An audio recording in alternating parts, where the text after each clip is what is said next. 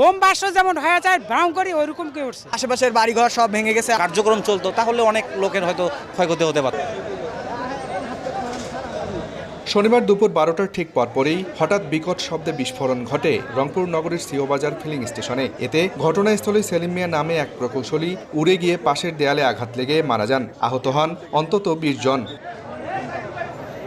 বিস্ফোরণে গ্যাস স্টেশনে থাকা অ্যাম্বুলেন্স, প্রাইভেট কার, বাস সহ অন্তত 25টি গাড়ি ক্ষতিগ্রস্ত হয়। এছাড়াও আশেপাশের বহুতল ভবনের জানালা, ইলেকট্রনিক সামগ্রী ও অর্ধশতাধিক ব্যবসা প্রতিষ্ঠান ক্ষতিগ্রস্ত হয়। বোম বাস্ট যেমন হয়ে যায় ব্রাউন করি ওইরকম কে উঠছে।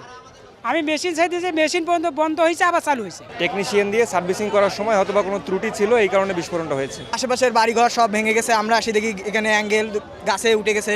7 দিন আগে ফিলিং স্টেশনের একটি ট্যাঙ্কে গ্যাস লিকেজ ধরা পড়ে। এতে নিরাপত্তার কারণে স্টেশনটিতে সব ধরনের গ্যাস বিক্রি সাময়িকভাবে বন্ধ রাখা হয়। শনিবার সকালে ট্যাঙ্কের লিকেজ মেরামতের কাজ চলাকালে হঠাৎ বিকট শব্দে ঘটে এই বিস্ফোরণ।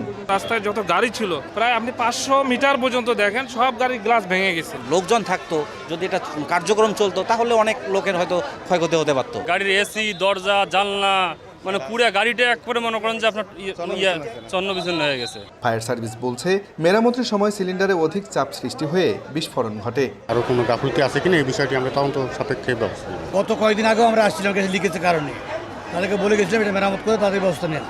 ওনারা মেরামত করতেছিল, ওটা মাটি খুঁড়ে মেরামত করে ব্যবস্থা করছিল। ওরা হয়তো বুঝতে পারেনি যে ভিতরে চাপ সৃষ্টি আছে।